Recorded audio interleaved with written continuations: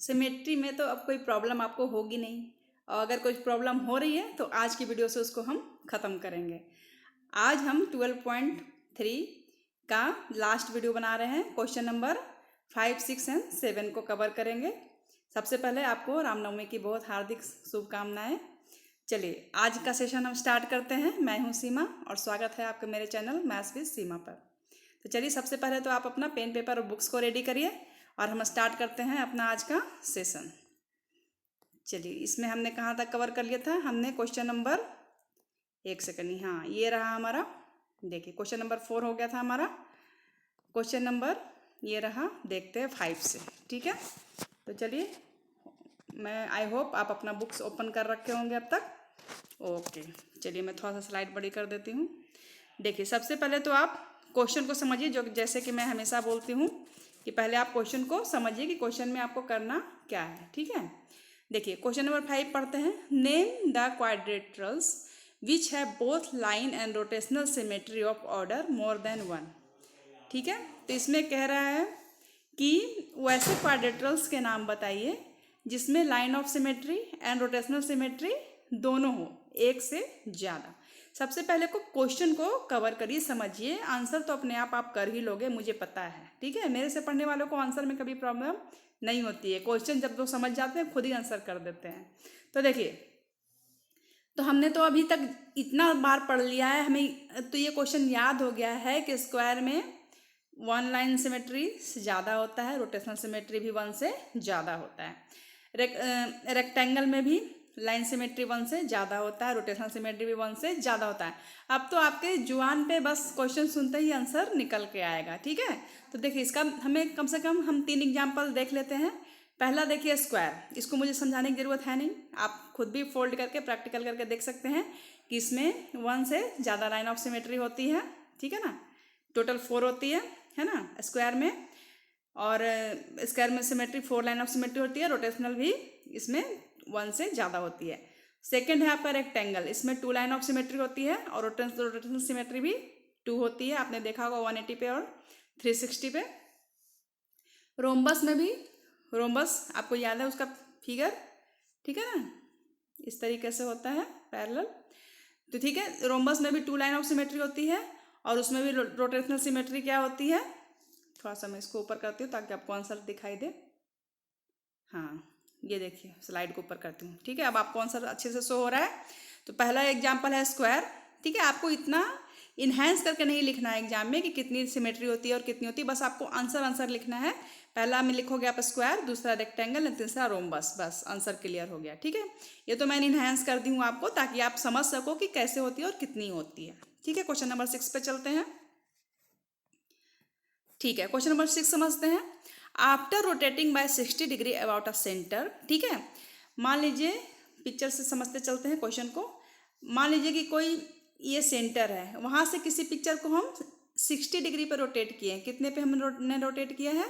60 degree पे। ठीक है, तो a figure looks exactly the same as its original position, at what order angles will this happen for the figure. ठीक है, तो कह रहा है कि अगर कोई फिगर को अगर हम रोटेट करते हैं 60 डिग्री पे तो वो फिगर बिल्कुल सेम दिखने लग जाती है। ठीक है, तो वो फिगर को हम कितने कितने एंगल पर और रोटेट करवाएंगे तो 1 रोटेशन कंप्लीट करते समय वो फिर वैसे ही सेम दिखेगी। ठीक है, तो ये तो सबसे इजी क्वेश्चन है। देखिए समझिए, अगर 60 डिग्री पे वो सेम दिख रही है तो इसमें 60 और ऐड कर दीजिए। ठीक है, तो अब आप 60 में 60 ऐड करेंगे तो कितना हो जाएगा? 120, यानी 120 पे भी वो सेम दिखेगी रोटेशन में। फिर 120 में फिर 60 ऐड कर दीजिए। कितना ऐड करिएगा? फिर 60, तो कितना हो जाएगा? 180, यानी 180 पे फिर वो सेम दिखेगी एग्जैक्टली।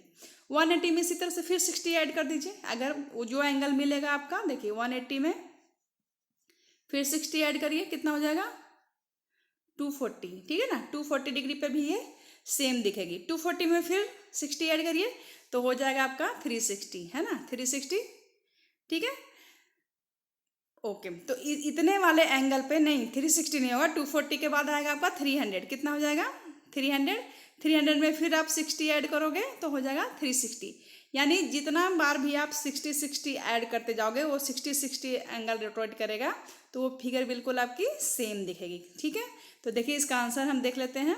आंसर यहाँ देखिए लिखा हुआ है द एंगल आर 60, तो ये गिवन ही है, 60 को आप छोड़ देंगे। 60 के बाद 120, 180, 240, 300 एंड 360 पे ये फिगर बिल्कुल सेम दिखेगी। ये जब भी इतना ये एंगल पे रोटेट करेगी तो पिक्चर बिल्कुल इसकी सेम हो जाएगी, ठीक है। तो जिसका भी दे, जैसे मान लीजिए इसमें 90 दे देता, ठीक है, 90 है तो फिर कितने, तो आपको बस उसमें 90 ऐड करते जाना जब तक कि आपका 360 नहीं आता है, ठीक है। तो वो उसका एंगल आप किसी का भी अब निकाल लोगे, ठीक है ना। मान लीजिए 50 का दे दे, ठीक है, 50 तो नहीं आएगा, 50 रोटेट करेगा तो 360 तो आएगा नहीं। मान लीजिए 90 का दे दे, 70 का, 72 जो भी है इस तरीके का दे दे तो आप निकाल सकते हो, ठीक है।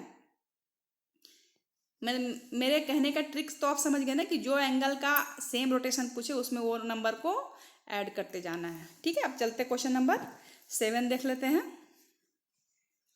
चलिए देखिए क्वेश्चन नंबर 7 हमारे सामने आ गया है, इसको अच्छे से समझिए आप। देखिए क्वेश्चन पहले समझते हैं।